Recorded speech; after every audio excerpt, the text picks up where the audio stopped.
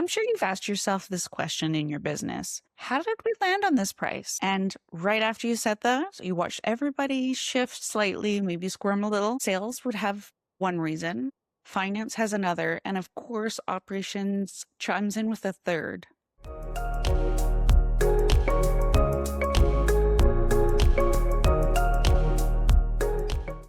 The pricing function in any business has so many layers and it impacts so much. Today, we're going to dig into the pricing function in your business and talk about it in three important ways. Because pricing is a bit strange.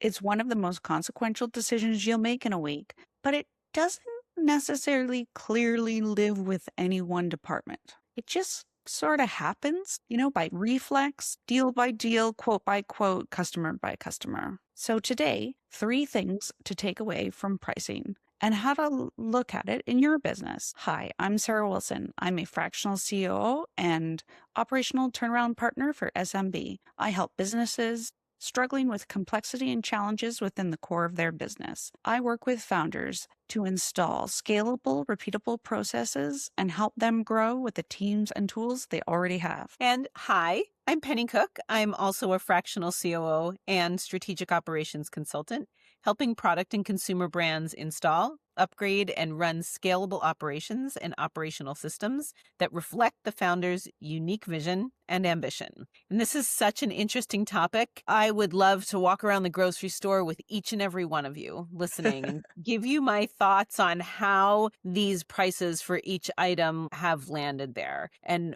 what the operational decisions were in each one. Not that I really know from brand to brand, but there are some real common practices that are very interesting. And it's one of the most interesting things. It's one of the most interesting things that I find when I see any kind of product offered to consumers, whether it's a physical product, a digital product, or a service. So here's the first lens to look at. Have a process owner. That sounds really simple, but it is so important. In most companies, pricing lives in multiple places at once, and it impacts multiple places. Sales owns the relationships.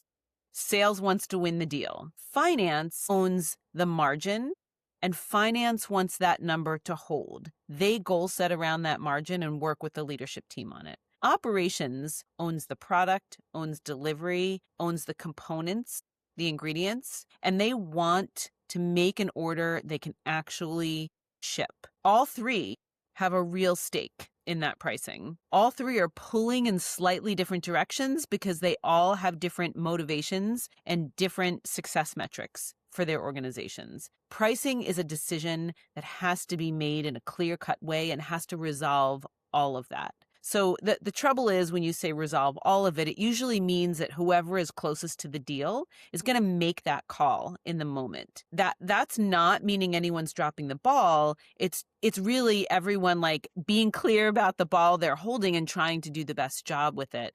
But pricing ends up being lots and lots of inputs from different teams, and you need somebody to own it to allow for that clarity of what needs to happen with pricing. I know you feel really strongly about this too, Sarah.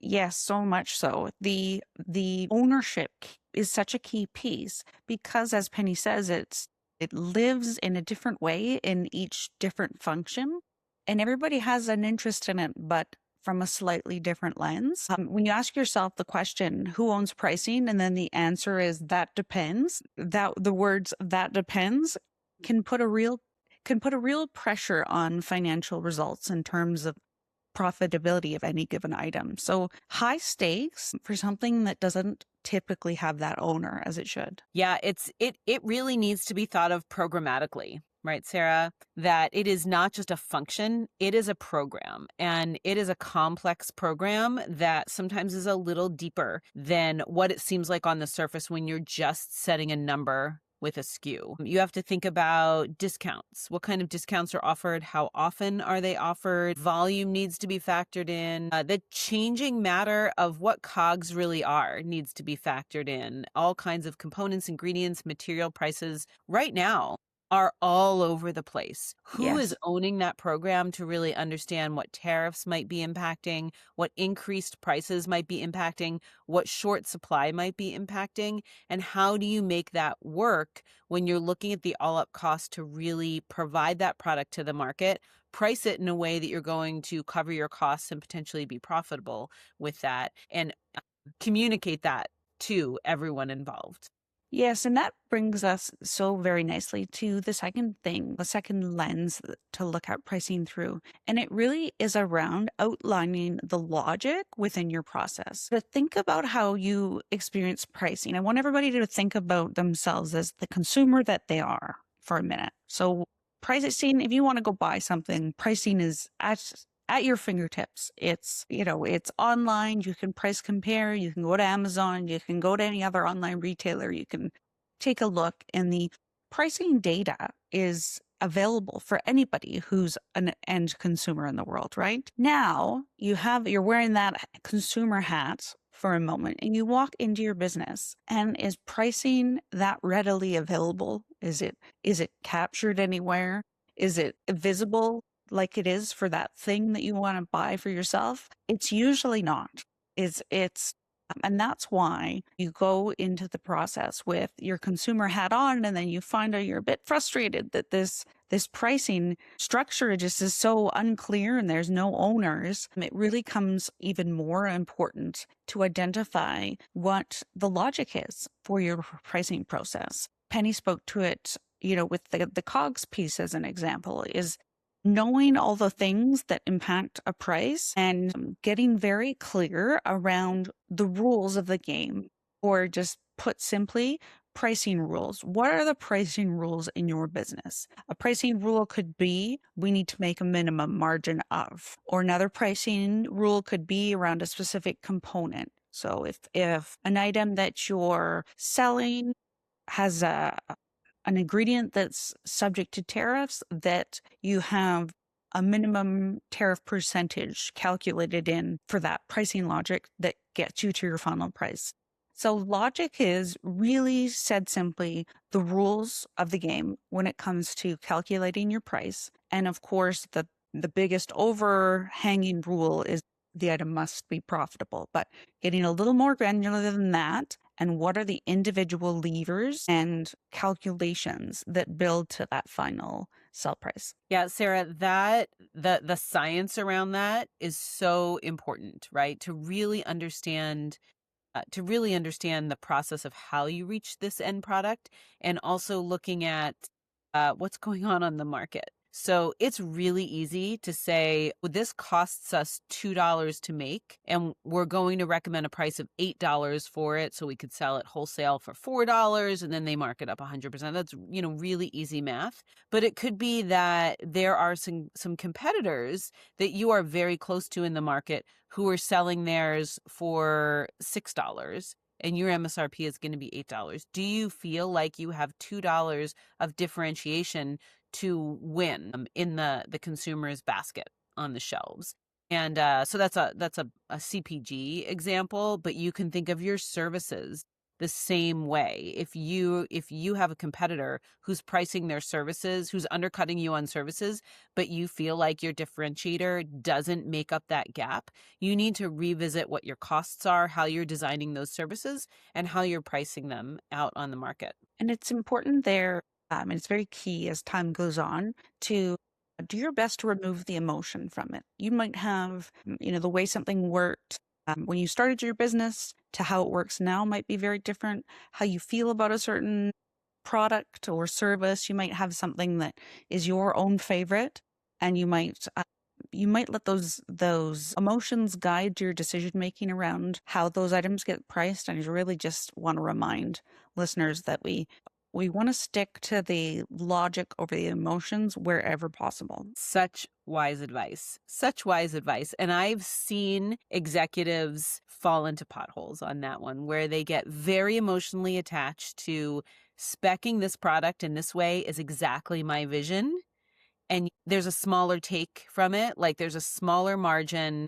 It's difficult to make. And if we really just tweak how we put it together, it's maybe a slightly different vision, but all of a sudden we can sell volumes and we're making more of a profit. So take that emotion out of it. Look at your pricing strategy and look at your component strategy that feeds into your pricing strategy as a scientist in your business rather than looking at it fully with your heart. Excellent. Which brings us to thing number 3 that we want to talk to you about, which is capture the rules.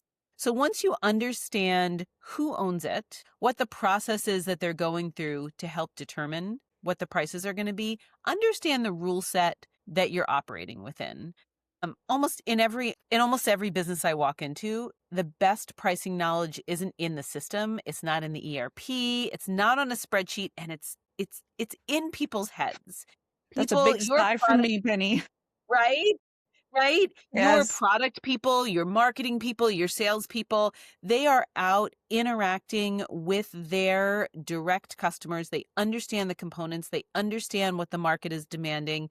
Put a rule set around things that really reflect the larger knowledge that your organization has in order to come out with a solution that works for the business and works for your customers. Absolutely. That documentation piece is so critical. It's not uncommon for businesses as they grow for, like you just said, Penny, for that information to live in people's heads. It's very, very common for that to happen. But as you grow and as you scale, having those rules captured, documented, and then, of course, followed and continuing to evolve as time goes on and as your business scales, it becomes more and more important to Right. maintain that profitability over time, to have those rules captured really well.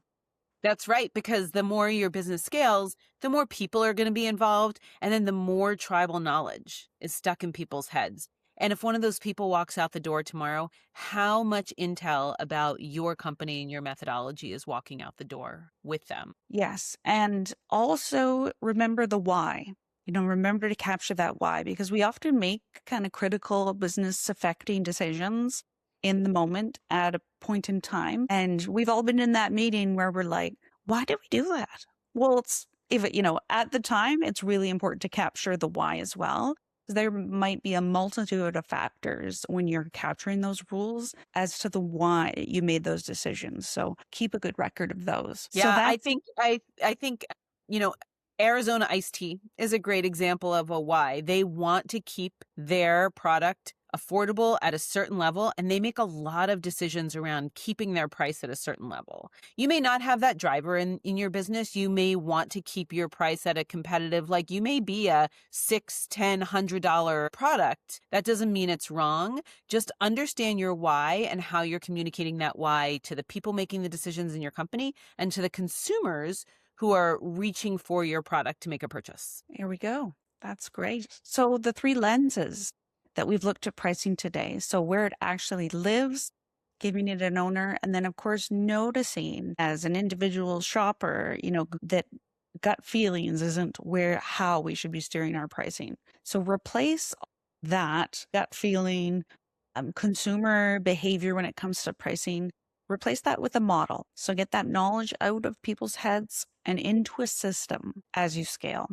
Now, none of this is about getting the pricing right. We're not advocating for to be right, it must be, but we really want to treat this very much like the business decision that it is. We want to remove that emotion.